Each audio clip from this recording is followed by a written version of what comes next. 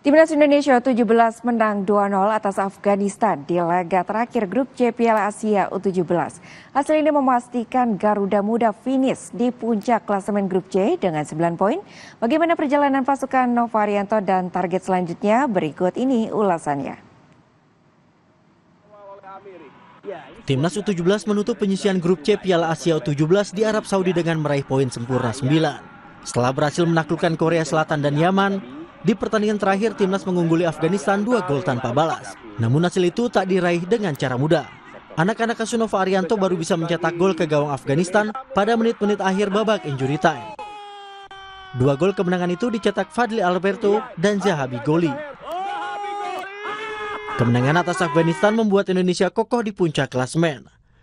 Di bawah Indonesia ada Korea Selatan dengan poin 6. Korsel pun berhak lolos ke 8 besar sekaligus melaju ke Piala Dunia U17 2025 di Qatar. Sementara di peringkat 3 dan 4 ada Yaman dan Afghanistan. Ketua Umum PSSI Erick Thohir mengapresiasi hasil kemenangan Timnas U17 melawan Afghanistan. Meski demikian, Erick mengingatkan agar Timnas U17 bersiap lebih matang menghadapi 8 besar. Perlu persiapan yang lebih matang untuk berjuang di babak 8 besar. Siapapun yang akan kita hadapi tidak akan mudah. Tapi kami pasti akan tampil dengan berani dan berjuang untuk kebanggaan Indonesia. Lalu siapa calon lawan Timnas di babak 8 besar? Timnas Indonesia akan menghadapi runner-up dari grup D. Korea Utara, Tajikistan, Oman, dan Iran bersaing ketat untuk lolos ke 8 besar. Mereka akan melakoni laga terakhir malam ini. Mantan pelatih Timnas Aji Santoso menyebut calon lawan Timnas di 8 besar tak akan mudah.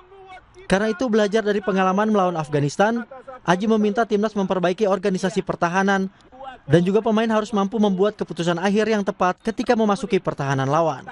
Tentunya di perempat final nanti lawannya sudah bisa dikatakan kualitasnya setara ya, karena sudah lolos dari grup kan begitu.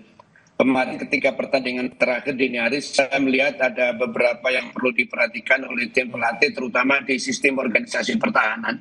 Saya lihat ada banyak sekali pemain-pemain lawan dengan mudah memasukin pertahanan kita, bahkan mereka bisa menciptakan peluang karena salah penjagaan dari pemain-pemain belakang kita. Ini yang perlu diantisipasi untuk pertandingan berikutnya, karena itu tadi kualitas tim lawan tentunya berbeda dengan di group stage gitu loh. Jadi menurut saya itu yang perlu diperhatikan.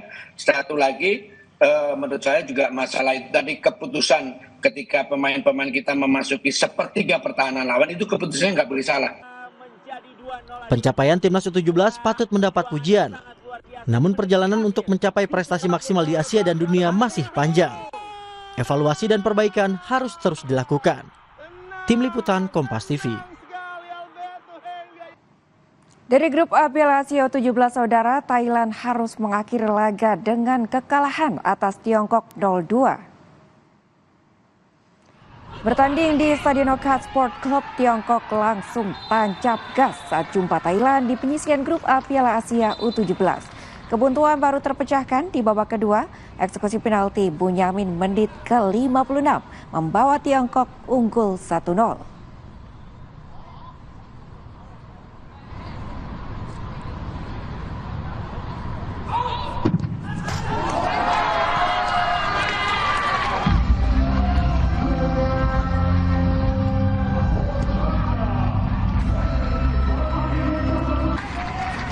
Tiga menit berselang, tendangan Chiang Chi-Kim membawa Tiongkok menjauh 2-0. Hasil ini tidak memengaruhi posisi Tiongkok dan Thailand di klasemen grup A Piala Asia U17. Kedua tim gagal lolos ke perempat final setelah menempati posisi 3 dan 4.